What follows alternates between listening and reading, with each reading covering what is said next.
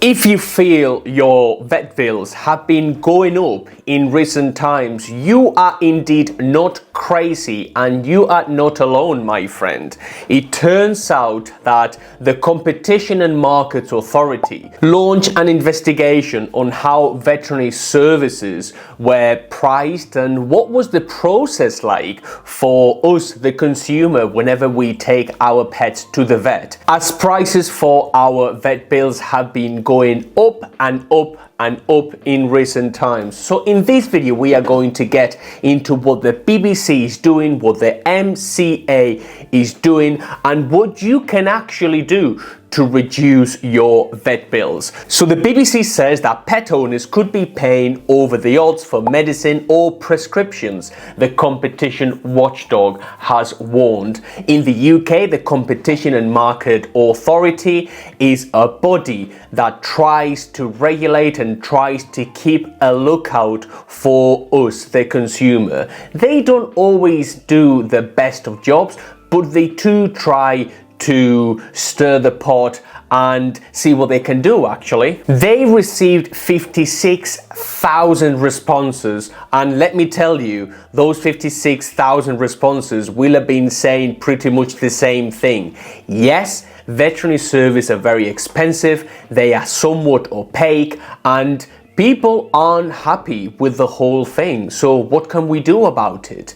The British Veterinary Association said that vets are fundamentally motivated by animal welfare. And that is something, by the way, that I do really agree with. The veterinary industry is, if not completely separate, a pretty separate body, that of your vet. Your vet turns up to do a job, and they generally are loving people, they are pet loving people, and that's why they are vets, because they love their job and they want their best for our pets. So there has to be, in my opinion, a distinction between the veterinary industry, which is what we are talking about now, and vets, because I don't think they do deserve the stick sometimes. Now, if a formal investigation upholds its findings, it would give the CMA the power to compel companies to give a full set of information about the ins and outs of how these prescriptions, how the pricing works, and give us more information about the whole thing. One of the things we hear all the time in our branches and on this YouTube channel is that people do not get the full picture and the full in-depth information whenever it comes to their pet. They only get half answers. Take this, you need to do this, you need to do that. But in my opinion, the industry does lack an education-based approach as to why they do what they do, why we are being asked to do certain things, why certain prescriptions are given, why certain prescriptions are needed, and why they are needed, and where the costs come from. Because otherwise, the inherent opacity of the whole thing makes us question what is going on. Why am I being charged so much and so recurrently for something like this? It's incredible. Sarah Cardle, which is the chief executive for the Competition and Markets Authority, said that the unprecedented response we received from the public and vet professionals shows the strength of feeling on this issue is high, and why we were right to look into it. She also adds, and this is the crux of the matter, this is the nitty-gritty. Number one, pet owners might be overpaying for medicines or prescriptions. Number two, pet owners potentially not being given enough information to help them choose the best practice or the right treatment. Information. Number three, concentrated local markets, potentially leading to weaker competition in some areas. 4, large corporate groups that may have incentives to act in ways which reduce choice. And number 5, the regulatory framework is outdated and may no longer be fit for purpose.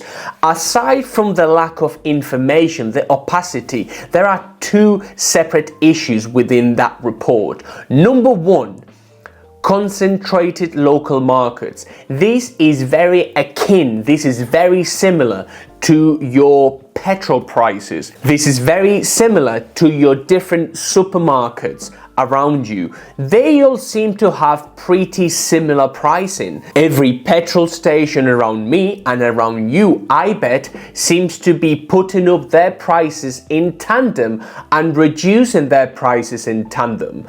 You do not see one particular petrol station putting the prices up or down in solitude. They all seem to act in tandem, and I think that does smell a bit, in my opinion. So the same thing could be happening with veterinary practices. There are so few competitors that they can actually, if not fix prices, they can actually say, well, I'm not going to go below a certain price, because where is the consumer going to go? Where are we going to go? We can't go anywhere. We either go to vet A or vet B or vet C, but that's about it. We don't have an endless choice. And the other very, very important point is that large corporate enterprises, private equity groups and venture capitalists have been buying up veterinary clinics left, right and center over the past 15 years. And so they have agglomerated and conglomerated, and there are very, very few independent veterinary practices here in the UK, and therefore all over the world, I bet. So because they are part of a wider enterprise, obviously profit is what really drives shareholder returns, and maybe sometimes not so much the consumer, and that's what the CMA is actually looking at. So what can you take away from this? And this is arguably the most important thing you need to take away from this video and from this report, and this is that it is time for you to wake up and smell the coffee. It is time for you to educate yourself about the best practices on how you can extend your pet's life and how you can feed your pet better. Educate yourself on the right nutrition for your pet. In our opinion, all those veterinary prescription diets are fueled with sugar. You can check the ingredients, by the way. They are fueled with sugar, they are fueled with cereals, they are fueled with rice, they are full of barley and corn and animal fats and meat and animal derivatives and things that in our opinion are not very good and could actually be the cause why your pet is getting sick more often, because we know in our diets the better we eat, the less prone we are to developing certain health issues, and it is really that simple with our pets. The key is in the nutrition, in the well-being, and what they put in their bodies, what we put in their tiny little bodies. So do yourself a favor, look on the back of the packet of everything you give your dog or cat.